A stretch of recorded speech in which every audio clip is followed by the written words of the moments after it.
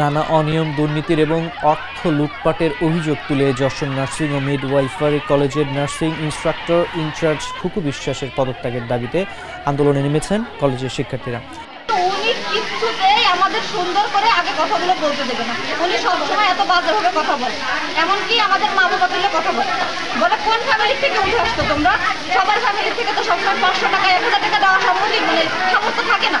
তখন ওনারা বলে হ্যাঁ, কোন ফ্যামিলি থেকে উঠে আসতো 500 টাকা দেওয়ার মতো সামর্থ্য থাকে না।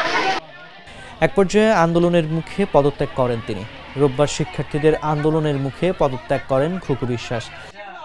সরকার থেকে আমাদের জীবনমান উন্নয়নের জন্য বিভিন্ন ধরনের খেলার সামগ্রী বাবদ বাজেট আসে। এই বাজেটের কোনো সচ্ছলতা আমরা যাবৎকালে পাইনি। এই ইন্টার্ন ম্যামের আমলে আমরা পাইনি। তারপরে আমাদের দাবি একটাই, ওনার পদত্যাগ। কলেজ সূত্র জানায়, রোববার সকাল 9টার দিকে যশোর নার্সিং ও মিডওয়াইফারি কলেজের মূল ফটকের সামনে অবস্থান নেন আন্দোলনকারী 3 শতাধিক শিক্ষার্থী। এক পর্যায়ে নার্সিং ইন্সট্রাক্টর ইনচার্জের কক্ষে প্রবেশ করে ইনচার্জকে ঘেরাও করে বিভিন্ন স্লোগান দিতে থাকেন বিক্ষুব্ধ শিক্ষার্থীরা।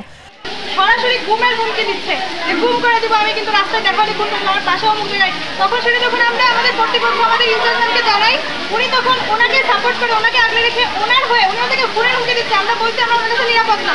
হোস্টেলে এতগুলো মেয়ে থাকে, এতগুলো মেয়েরে উনি নাইট ডিউটিতে থাকে, যে ঘুমের হুমকি দেয়, খুনের হুমকি দেয়, তার কাছে তো মেয়েরা নিরাপদ না। টানা 5 ঘন্টা আন্দোলনের পর দুপুর 2টার দিকে যশোর সিভিল সার্জনে যশোর জেনারেল হাসপাতালের তত্ত্বাবধায়কের উপস্থিতিতে পদত্যাগপত্রে সই করেন পদত্যাগ করেন ইন্সট্রাক্টর ইনচার্জ খুকু বিশ্বাস। আমরা চাই উনি আজকে আমাদের এইখান থেকে পদত্যাগ করে চলে যাক। আমরা অনেক অন্যায়, দুর্নীতি, তারপরে আমরা অত্যাচার সহ্য করেছি। এখন আমাদের আর কোনো পথ নাই, ওনার পদত্যাগে আমরা চাই। উনি আমাদের স্টুডেন্টদের বিভিন্নভাবে হ্যারাস করেছে, অর্থ সরকারি সম্পদ অনেক লুট করেছে। বিশেষ করে আমাদের যে স্টাইপেন্ড দেওয়া হয়, আমাদের যে মাসিক একটা ভাতা দেওয়া হয়, ওইখান থেকে কর্তনের কোনো নিয়ম আমাদের যে বোর্ড বিএনএমসি সেইখানে কোথাও উল্লেখ করা নাই যে সেইখানে আমাদের একদিন বাবদ 55 টাকা করে কেটে নেবে।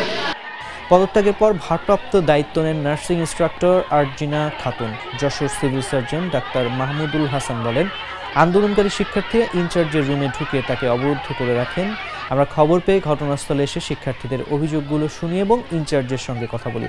আমাদের উপস্থিতিতে ইনচার্জ মহাপরিচালকের সঙ্গে কথা বলে পদত্যাগপত্রে সই করেন। কলেজের একজন শিক্ষক ভারপ্রাপ্ত দায়িত্ব পেয়েছেন।